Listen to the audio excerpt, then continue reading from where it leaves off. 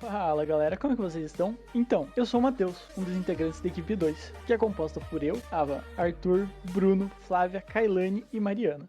E turma, a nossa equipe, por meio desse vídeo... Peraí, eu já fiz essa edição em algum lugar. Essa editora, hein? Fica usando vídeo antigo, hein? Mas tudo bem, galera.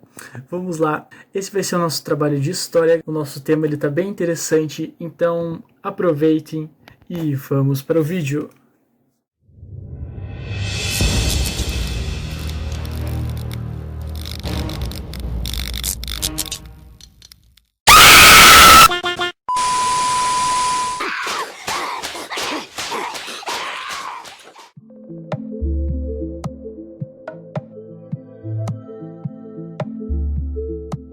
Escolhemos falar sobre Manuel de Nóbrega, jesuíta da Companhia de Jesus, para observarmos a visão jesuíta no Brasil, suas intenções iniciais e como elas se transformaram ao passar dos tempos. Manuel de Nóbrega, no início, repudiava a escravidão indígena, pois acreditava que os naturais do Brasil poderiam sim receber o perdão e a graça de Deus, se seguissem seu pensamento ideológico e prosseguissem com sua opinião cultural. Mas, após avaliar algumas questões, se tornou favorável a esta escravidão, pois não respeitava algumas questões culturais indígenas, como andar nus. Apesar de estar em terra indígena, Manuel de Nóbrega não respeitou a escolha dele, o que o fez se revoltar. No decorrer do trabalho, você irá perceber que os jesuítas, além de catequizar, conquistaram poder aquisitivo, até serem banidos da colônia brasileira e fundaram escolas na região. Alguns da Companhia de Jesus preferiram estar ao lado dos indígenas e respeitar algumas de suas ações, que não foi o caso de Manuel de Nóbrega. Os jesuítas desempenharam um papel importante no Brasil, visto ao lado da coroa, porém algo prejudicial aos naturais que aqui habitavam. Gostaríamos de deixar explícito que a atitude de Manuel de Nóbrega ainda é vista nos dias de hoje e em contextos diferentes, como o nazismo na Alemanha, entre tantos outros, e até mesmo em acontecimentos de nosso cotidiano e em nossas ações. O preconceito com a cultura que não conhecemos e quando deixamos o respeito de lado, partimos para palpites e julgamentos agressivos.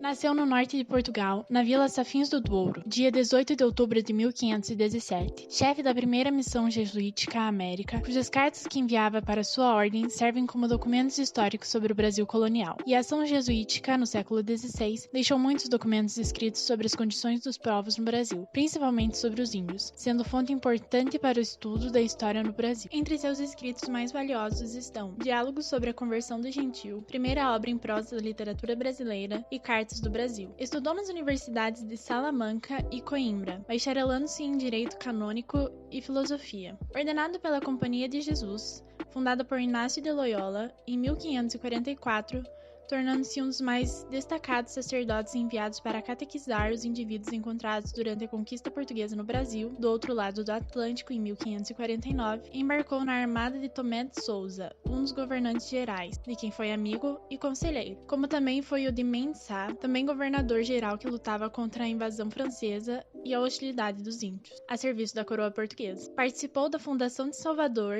e do Rio de Janeiro, e também na luta contra os franceses como conselheiro de Mendes Sá. Além disso, fundou em 1553 o Colégio São Paulo na aldeia de Pirantininga, ao lado do padre José de Anchieta, marco de fundação da cidade, pois nos anos seguintes, um povoado que incluiu colonos portugueses foi se formando em torno do colégio. Em 1711, esse povoado tornou-se a cidade de São Paulo. Construiu a primeira igreja de jesuítas no Brasil, a Igreja da Ajuda. Também foi a primeira catedral. Podemos constatar que, apesar da sua função de missionário, Padre Manuel de Nóbrega foi um conselheiro e articulador do poder político. Faleceu em 1570 no Rio de Janeiro, no dia que cumpriria 53 anos.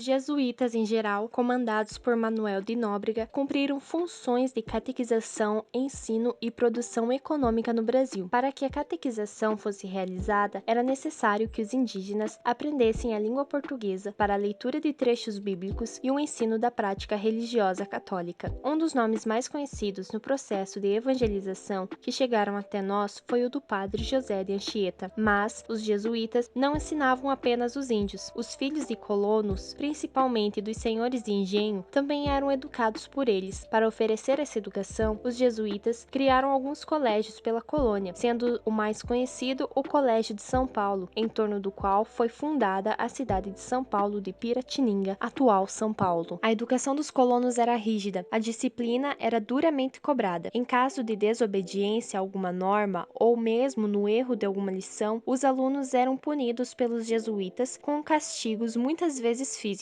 O mais conhecido foi o uso da palmatória, um instrumento de madeira utilizado para bater na palma da mão dos alunos. Porém, como a educação tradicional indígena era diferente, baseada na solidariedade e na cooperação, com os índios mais novos aprendendo com os mais velhos, foram necessárias algumas mudanças. Nas missões, locais onde os jesuítas habitavam por vezes com milhares de indígenas, foi necessário, em muitos momentos, abandonar os castigos físicos. Essas missões estavam localizadas em várias localidades da colônia, sendo as mais conhecidas as construídas no sul, na fronteira onde estão Paraguai e Argentina. As missões serviram também para que os jesuítas mudassem os hábitos dos indígenas. O interesse era que eles passassem a viver de acordo com a cultura europeia, que as famílias fossem nucleares, pai, mãe e filhos do casal, que eles se fixassem em um local. Grande parte das tribos indígenas eram seminômades, vivendo em constante deslocamento, e passassem a adotar os ritmos e as disciplinas de trabalho que impunham os europeus. Esse processo ficou também conhecido como aculturação. Com isso, os jesuítas conseguiram que as missões produzissem para seu próprio consumo, além de fornecerem excedentes que eram comercializados. Toda essa situação levou os jesuítas a entrarem em conflitos com os colonos, que tinham interesse na escravização indígena. As missões serviam como áreas protegidas da ação dos colonos, mas também resultaram em fonte de força de trabalho para os jesuítas, que se enriqueceram com a exploração dos indígenas. Além do que era comercializado nas missões, os jesuítas conseguiram acumular fortuna com a posse de enormes extensões de terras e engenhos. Os jesuítas permaneceram na colônia portuguesa na América até 1759, quando foram banidos das colônias portuguesas. A venda do patrimônio dos jesuítas garantiu altas rendas para a coroa portuguesa, o que mostrou que o poder espiritual dos jesuítas também havia se transformado em poder econômico. Como podemos perceber, a importância de Manuel de Nóbrega está diretamente ligada ao trabalho com os demais jesuítas, pois todos trabalhavam em conjunto e Manuel era seu representante, seu chefe. Os jesuítas desempenharam um papel importante para a colônia brasileira, trazendo a eles muitas vantagens econômicas e escravistas, além de alguns índios com suas tradições europeias. Todavia, observando o lado indígena, os jesuítas foram um empecilho para a disseminação da cultura que até hoje é vítima de preconceitos.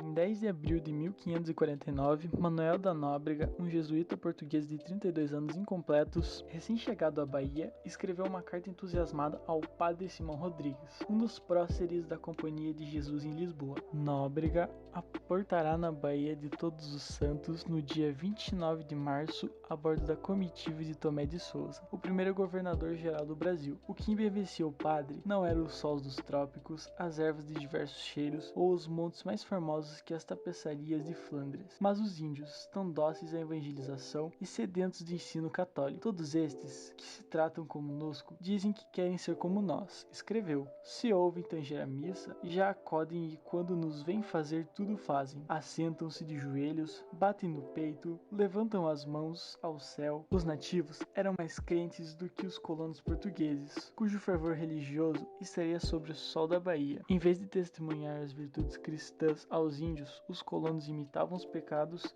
das tribos que continuavam surdas à doutrina católica, como a poligamia e o desapego ao vestuário. Os índios, graças a Deus, eram menos rebeldes. Nóbrega queria salvar-lhes a alma, quando possível, cobrir-lhes o corpo. Na primeira carta Tupiniquim, ele expõe seus planos de distribuir trajes decentes aos novos cristãos, ainda que à custa do guarda-roupa dos jesuítas. Nóbrega não queria, por falta de algumas ceroulas, deixar uma alma de ser cristã. Não são só elogios à propensão dos índios em aceitar a fé católica. Revelam também o assombro dos jesuítas diante dos hábitos dos nativos, como a nudez, a poligamia e o canibalismo. Numa carta aos padres e irmãos de Coimbra, Nóbrega descreve em detalhes um ritual antropofágico, as censuras à licenciosidade dos colonos e críticas a Dom Pedro Fernandes Sardinha, o primeiro bispo do Brasil, que não tinha os índios em alta conta e foi comido por eles. Um dos temas mais discutidos nas cartas, e que ilustra bem a convergência de interesses religiosos e políticos na colonização brasileira, é a escravidão indígena. Os anos no Brasil mudaram a opinião de Nóbrega. Quando aqui chegou,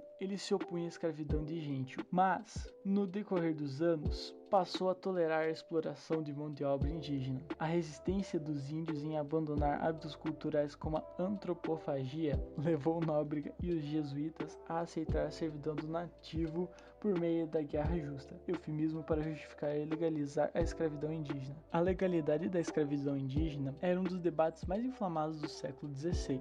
Em 1537, a encíclica Sublimis Deus, publicada pelo Papa Paulo III, proibia a escravidão dos nativos americanos e os declarou dotados de almas e capazes de receber a fé católica. O assentimento à catequese indígena permitiu à Igreja Católica a aumentar seu rebanho com as almas do Novo Mundo e recuperar fiéis que perderam para a Reforma Protestante, a revolução religiosa que sacudia a Europa naquele tempo. Nóbrega chegou ao Brasil como um soldado da Contra-Reforma, ávido por ganhar almas nativas para o catolicismo e combater os vícios dos colonos. Essa missão coincidia com os interesses da coroa portuguesa, empenhada em consolidar seus domínios sobre o Brasil e afugentar os franceses que tentavam agradar aos nativos para ganhar a terra. Quando viu que os indígenas estavam dispostos a ouvir sua pregação e, em alguns casos, abandonar velhos hábitos, Nóbrega confirmou a doutrina católica. Os índios eram capazes de receber a fé e, portanto, não mereciam ser subjugados. O conhecimento inicial de Nóbrega sobre os índios era precário,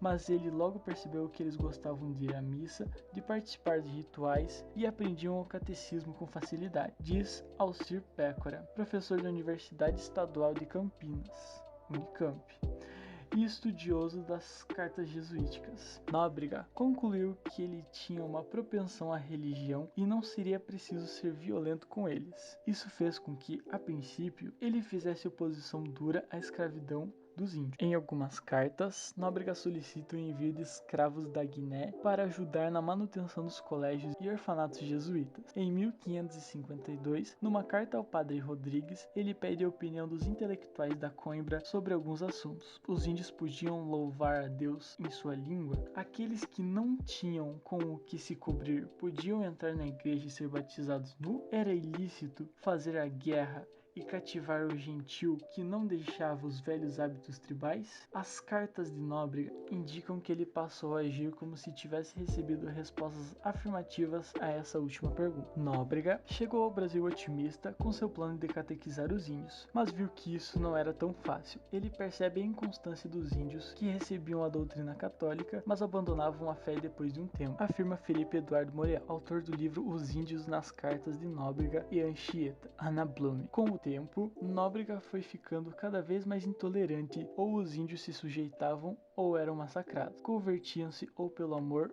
ou pelo terror. A realidade dos trópicos destruiu o idealismo do jesuíta. Os índios reais que aqui viviam transcendiam os conceitos filosóficos dos europeus. Sermões e ameaças de fogo do inferno não foram suficientes para dobrar a cultura antiga e orgulhosa que eles possuíam. Práticas como a nudez, a poligamia e a antropofagia continuaram, apesar da censura dos jesuítas. A experiência missionária levou Nóbrega, um advogado da liberdade dos nativos, a concluir que, às vezes, gozava-se melhor a liberdade cristã nos grilhões do cativeiro. As cartas tupiniquins dos jesuítas são testemunhas desses dois Nóbregas. Um era defensor fervoroso da liberdade indígena e o outro tentou subjugá-los por viverem essa liberdade.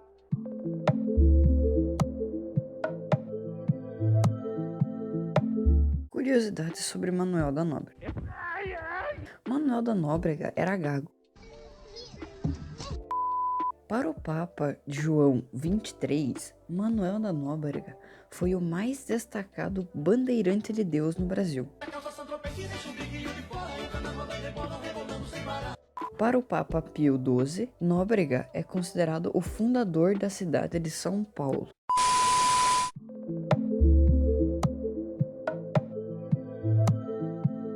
Nesse trabalho, abordamos a vida de Manuel Nóbrega, que estava diretamente ligado aos demais jesuítas e suas ações eram em prol da Companhia de Jesus. Ele deixou um legado inicialmente de Samejar, a fundação de escolas e a ação contra a escravidão indígena. Ele não havia se deparado com pensamentos diferentes dos seus de onde vinha, e ao chegar no Brasil se deparou com não somente formas de pensar divergentes, mas culturas, costumes e características diferentes, o que resultou em ideias que foram se moldando de uma forma negativa.